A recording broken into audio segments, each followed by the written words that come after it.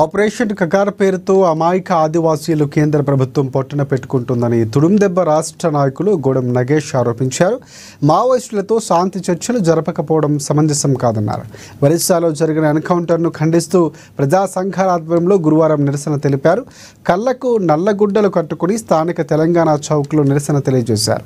Operation కగార్ను వెంటనే నిలిపివేయాలని demand చేస్తూ నిరసన నినాదాలు చేశారు. శత్రు దేశమైన పాకిస్తాన్తో చర్చలు జరిపి సీజ్ ఫైర్కు ఒప్పందం కుదుర్చుకున్న కేంద్రం మావోయిస్టులతో మాత్రం శాంతి చర్చలు జరపడం లేదని అన్నారు. మావోలు అనేక మార్లు శాంతి చర్చలకు లేఖలు రాసినప్పటికీ పట్టించుకోవడం లేదని పేర్కొన్నారు. అనారోగ్యంతో ఆసుపత్రిలో చికిత్సలు పొందుతున్న బసవరాజు, గంగన్నలను ఎన్కౌంటర్ చేసి 30 మంది చనిపోయారని చెప్పారని కూడా ఆరోపించారు. భూటకపు ఎన్కౌంటర్లకు బాధ్యతగా కేంద్ర హోంశాఖ మంత్రి, రాష్ట్ర మంత్రులు తమ పదవులను వదులుకోవాలని డిమాండ్ చేశారు. లేని పక్షంలో ప్రజా సంఘాల ఆధ్వర్యంలో ఆందోళనలు ఉధృతం చేస్తామని హెచ్చరించారు.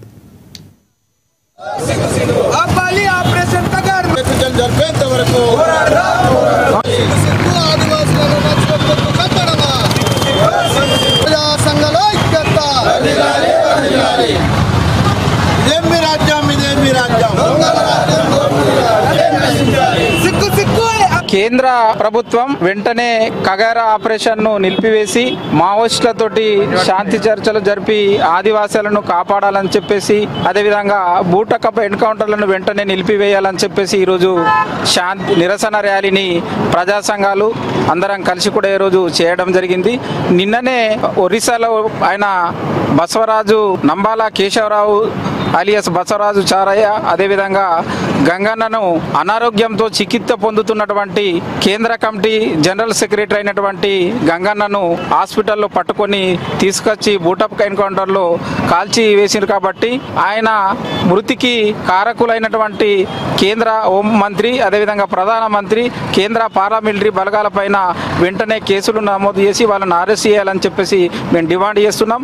ఎందుకంటే ఇవాళ ప్రజాస్వామ్యబద్ధంగా వాళ్ళు ఒక వ్యక్తిని అరెస్ట్ చేసి ఇవాళ కోర్టులో చేసే అవకాశాలు ఉన్నప్పటికీ ఇవాళ 74 సంవత్సరాల ఒక వృద్ధుని పట్టుకొని వాళ్ళ చిత్రహింసలు గురి చేసి ఆయనను పట్టుకొచ్చి ఎన్కౌంటర్ చేయడం చాలా బాధాకరం. దీన్ని దేశం యావత్ సమాజం కూడా ఖండించవలసిన అవసరం ఉన్నది.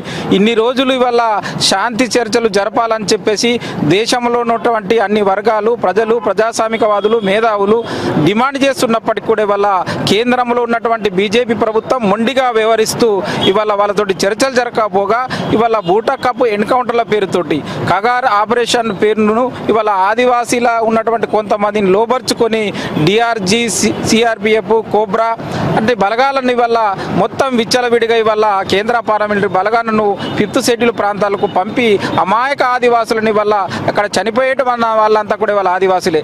ఈయన జనరల్ సెక్రటరీ ఒక మావోయిస్ట్ అయినప్పటికీ నిరాయుధుడిగా ఉన్నటువంటి వ్యక్తిని పట్టుకొని అక్కడ ఎవరైతే ఆదివాసులు ఉన్నారో వాళ్ళని పట్టుకొని 30